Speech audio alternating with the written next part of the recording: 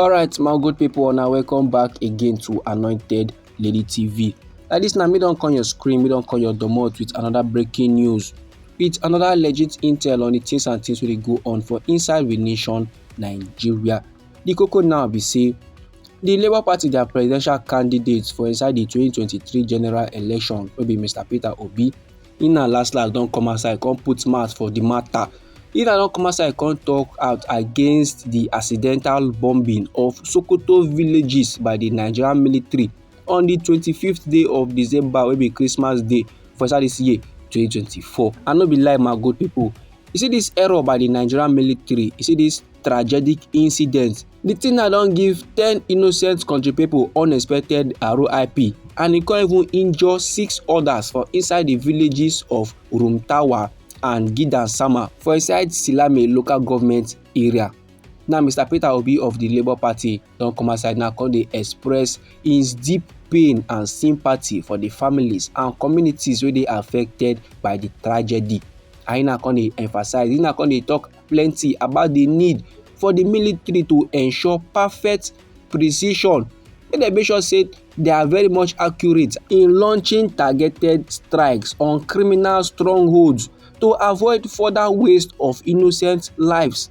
Oga Peter Obi now dey yarn dey give dem say anytime wey dem wan do their operations, make dem dey very careful, make dem make sure say this their targeted strikes dey now is very much accurate, make dem no come dey give countrymen wey dey innocent, country people wey no do anything RIP. Those kind levels normal, e no make sense at all. You dey find criminal, you dey find jaguda people to kpai, you con go kpai innocent civilians. Those kind stuff dem, e no good for the record of our military.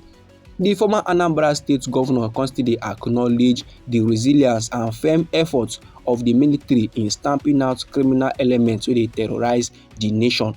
Make e no bad say if dem no dey try, he now give them accolade now for everything wey dem dey do to make sure say country people sleep with their 2 eyes closed. But however, he dey urge them make dem exercise caution, make dem exercise professionalism to avoid such incidents, make e no go occur again in the future. And no be lie, my good people, you know say this no be the first time wey something like this dey happen. E get one time again wey be say the Nigerian military dey try to go bomb stronghold of jaguda men Boko Haram, they come accidentally go kpai innocent civilians. So e go make sense well wey be say when this Nigerian military now dey try to protect us, make dem dey very much careful, make dem no come dey kpai us join. But anyhow the koko be for body, my good people, feel free make you drop am inside our comment section. And still on this matter, the defense headquarters don come outside now come drop clarifications on the airstrike wey happen for inside Sokoto state, wey result to the RIP of 10 villagers. E get one press briefing like that wey happen for inside Abuja on Friday. Na there the director of defense media operations wey be Major General Edward Buba come dey yarn. He come dey talk say the fatalities were not directly caused by the airstrike, but rather by a secondary explosion at the Lakurawa terrorist logistics base. That is to say, no be like say the bomb now drop for the villagers their head. No be like say the bomb drop for where the villagers dey sleep. No, na say the bomb drop exactly for the strongholds of the jaguda men wey the military dey come to destroy. But sake of say na bomb, na the impact now, the explosion na can go hurt the villagers. It was not intended. Major General Buba now dey explain say the airstrike was a precision guided operation wey dey target the terrorists their hideouts for inside the area. They don already map am out, they don already arrange. Say this bomb wey they wan release na for the targeted area, the hideout, the base of these terrorists, na e go land. And last na so the thing take happen. Major General Buba now come dey explain say the airstrike was a precision guided operation, and it was targeting the terrorists their hideouts for inside the area. And he now come dey emphasize say the airstrike e hit the logistics their base, e hit the terrorists their hideouts. E can lead to secondary explosion wey can cause the reported casualties.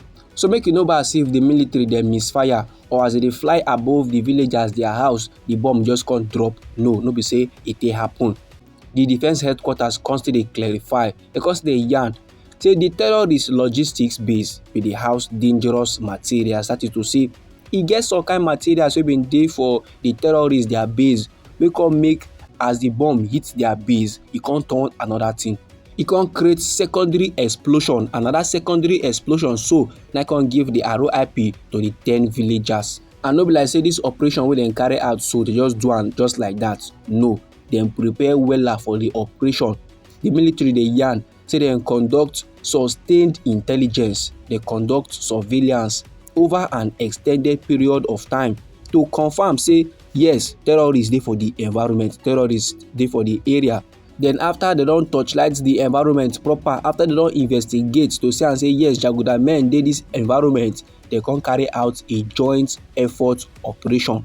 And that joint effort now dey include intel wey dem gather from the air components and intel wey dem gather from the land components. And after every Major General Buba now come dey yarn say the ground forces dey come last confirm am say the airstrike e destroy the terrorists their key infrastructure and e still neutralize plenty combatants dem. Major General Buba come still dey yarn say even locals sef, even country people wey dey stay for the community follow confirm am say the terrorists so wey the airstrike neutralize, dem bin don dey use the area as a staging ground for their operations. And based on the intelligence and surveillance report before the airstrike come last happen, dem dey find out say that very particular location na a high concentration hideout for the Lakurama group. Major General Buba come still dey assure country people say the military dey go continue their operations to dismantle terrorist network while minimizing harm to civilians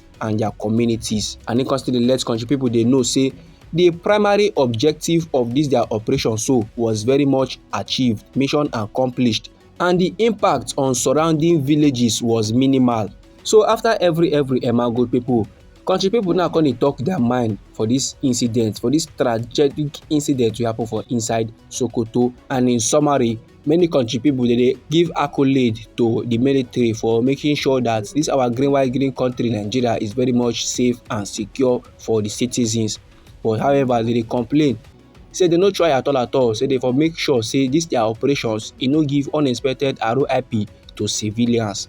But anyhow this informate be for body my good people, feel free make you drop am inside our comment section. You know say na we be Anointed Lady TV, and our hobby na to dey give una legit intel on the things and things wey dey go on for inside this our green country wey be Nigeria. So if you like this informate and you would like to dey receive more, try make you subscribe to this our channel and try make you put on the notification bell so that as we dey bring the news dey come, na you go first receive the updates and you go even get am sharp.